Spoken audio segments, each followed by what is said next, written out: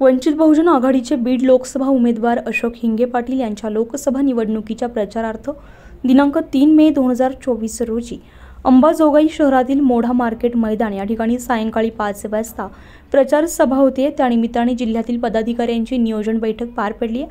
या बैठकीमध्ये गाव, तांडा, वाडी वस्तीमधील जास्तीत जास्त लोक अंबाजोगाईतील सभेला कशा पद्धतीने उपस्थित राहतील यासाठी नियोजन करण्यात आले आहे।